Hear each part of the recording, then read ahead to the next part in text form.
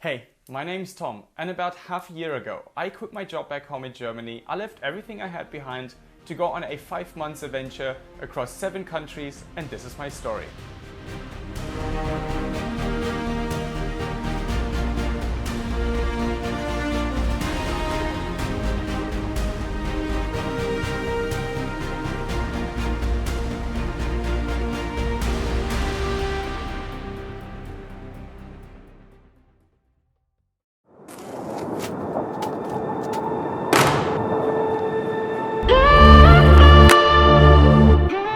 My first stop on this 5 month trip was gonna be Dubai. Although I would probably never spend money on a trip to Dubai on purpose, I was curious to see what this desert city actually looks like. So I decided to turn my 4-hour stopover into a 4-day visit to the UAE city.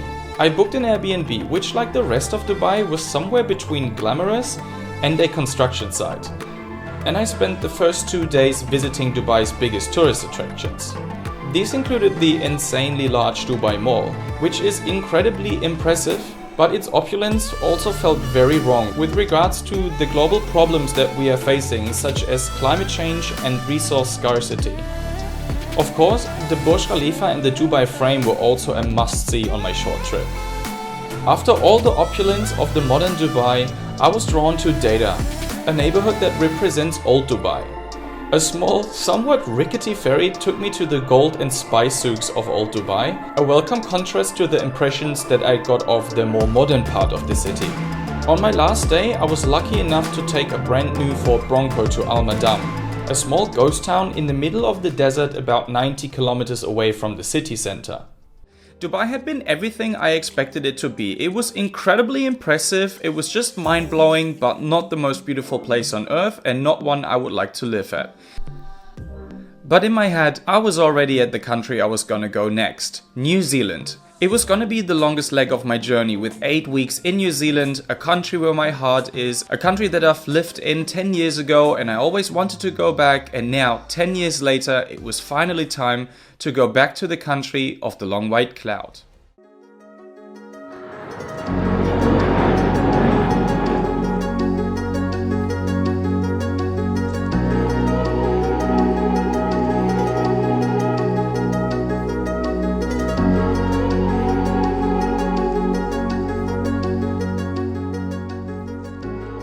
Welcome to New Zealand.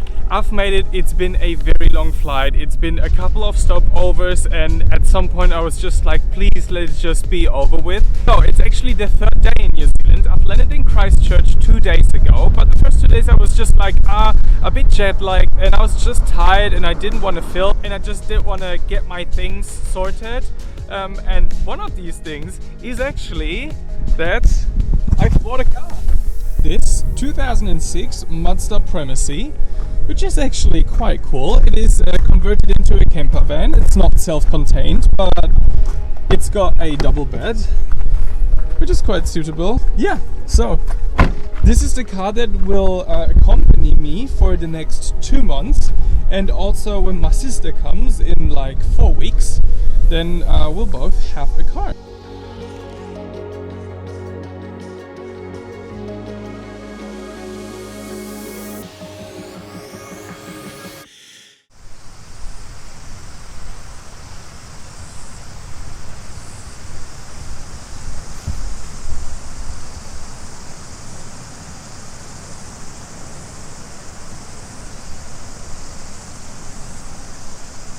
So I just checked myself in for 2 nights at this campground here at the Banks Peninsula. It's called like O'Kane's Bay, I'm not sure, O'Kane's Bay, whatever.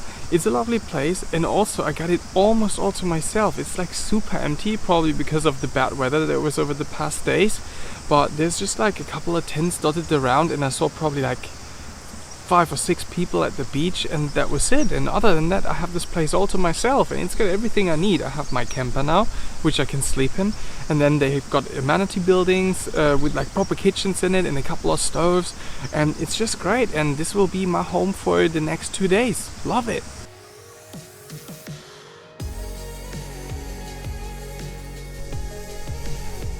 First NZ hike officially starting. doing something that is called the Stony Bay Peak Trek. Even though I don't know whether I'm actually on the Stony Bay Peak Trek, because the sign down there said the purple, what is it? Purple Peak Trek, I think actually. But yeah, just gonna enjoy my first proper NZ hike. It's 8 kilometers. It's supposed to be close to 4 hours there in return.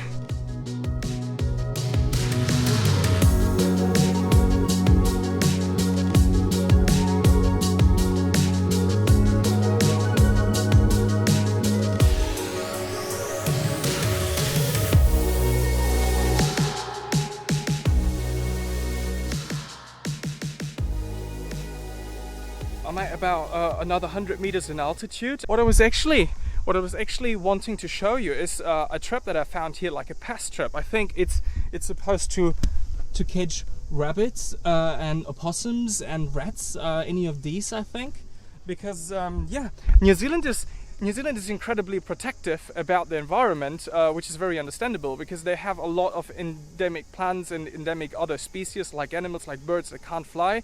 And all the Dutch settlers that came in here, they brought rats and opossums on their ships. And now they have a huge problem with these animals, because they're eating the eggs of the birds. The opossums actually eat the birds that can't fly, and the endemic species here, they have a really hard time adapting to these new predators because they never really knew it before. Yeah, that's New Zealand and the way how they try to deal with their pests and try to get rid of all these animals that don't belong here, to protect their little treasure box that they have here in New Zealand, which is the nature.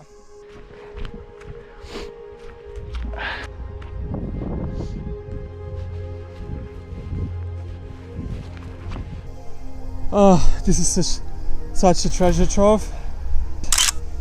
Like the Banks Peninsula is not often named one of like the top spots in New Zealand, but I think actually the scenery is stunning. This is why I wanted to come here, because first time 10 years ago I was here just for a day or so and didn't really do any hikes, and I really wanted to do it this time, and I think it's absolutely worth it. What I really like about the South Island of New Zealand is that a lot of it is covered with that yellow grass, and if you keep looking, depends on where the sun shines on it, it just changes the color from like a really bright yellow and then down to almost like a brownish color. And yeah, this is just Banks Peninsula. You are a real sight.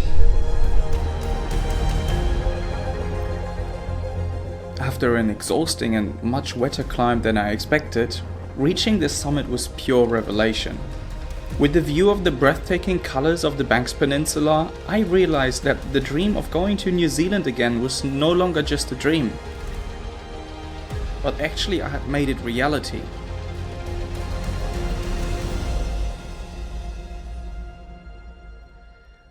After one last relaxing day in Akaroa, perhaps the most beautiful town in New Zealand really, I headed west to explore the first Lord of the Rings movie location on my trip, Mount Sunday.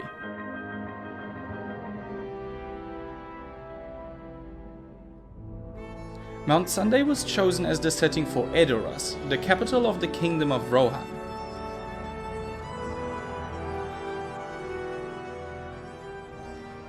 Among Lord of the Rings fans, this mountain really is a must-see location. But even if you have nothing to do with the movies, the drive to Mount Sunday alone will leave you speechless.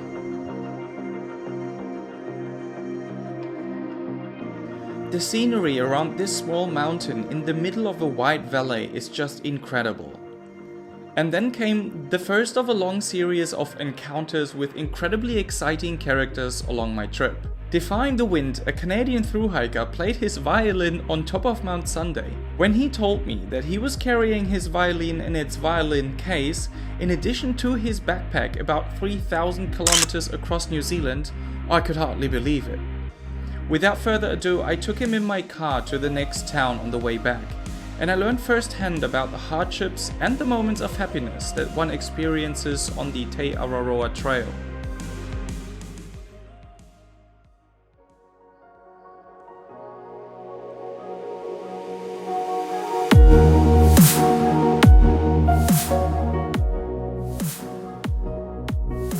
And now I'm gonna be heading off to Mount Cook, which is New Zealand's highest mountain, Mount Aoraki. The clothing not prepared for what I'm gonna do, but anyways, I just want to get up there, so I'll do it.